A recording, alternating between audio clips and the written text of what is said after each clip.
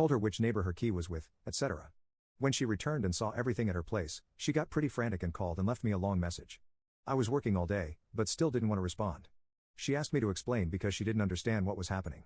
The next day, I sent another text to clarify that it was over, and she got upset and sent me a bunch of texts in a row about how she didn't understand why I was throwing away everything we had built. She left me an angry voicemail and said she had no idea why I was upset, that she did not accept the breakup because she had no say in it, and that she wanted me to tell her the evil story that I had made up about her to her face. I wasn't going to respond to her and wanted to remain calm, but this upset me. So I sat down to write her this letter. I tried to call her, but I started crying and told her I'd just email instead. This is what it said. The time we have had apart has given me some good space and time to think. I have had a chance to think about the important things for me in a relationship, and I see that we should not be together. From the very start, this trip was made in an insanely disrespectful way. It started with you being given an ultimatum by your male best friend, whom I had never met, that either he or I go on this trip, and you picked him. You didn't offer to have him meet me. Encourage him to find someone else to come or consult me at all. That's enough for most people to have a deal breaker right there. However, I state, this is a person who you have a history with that is not entirely clear to me.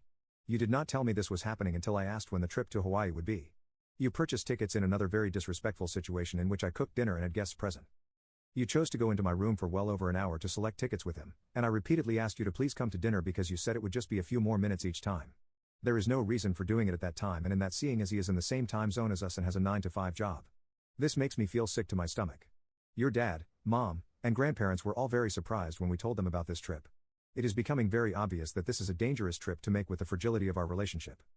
He arrived at my place very late, and we woke up the next morning so I could take the two of you to the airport. After this lead up, I know you can tell how unhappy I am. I fully absolutely know you can tell how unhappy I am. You leave, and when I don't respond to your text messages, you text me to tell me that you hope I'm okay and you're going to bed. No call. The rest of the week was rough. My text to you was met with, essentially, I'm sorry you feel this way. You tell me that I'm being unfair. There was no acknowledgement, and there still has been none. But this trip to a honeymoon destination, as we have discussed before, could be a crazy and horrible thing to go through with, even with my quasi-blessing.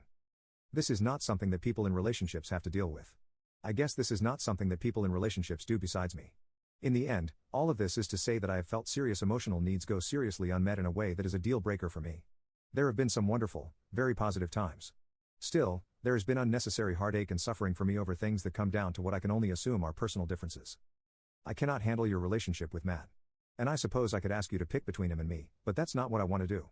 I want you to have your best friend, and I want to leave. I did love you, but I am not about to fight this fight and hear you tell me I'm crazy for not seeing how platonic everything is for the rest of my life. It seems like trying to convince someone to like different food or to have a different favorite color. I am unhappy about this, and I no longer want to feel these feelings. There is no need for this to be mutual. I do not need your permission to break up with you. She wrote me an apologetic email in which she accepted responsibility for most things without any argument, except she denied anything that had to do with her relationship with him, making me uncomfortable. She denied that I would be unable to handle their relationship. She said my perspective was the only thing that made their trip bad for me. I told her that trust has to be built and that she put too much strain too early on a relationship in which we had not developed that trust. She agreed and apologized. It ended on a pretty amicable note, but this relationship style doesn't work for me, and I don't feel like her responses to me really healed or changed anything significantly. I stand by my decision at this point.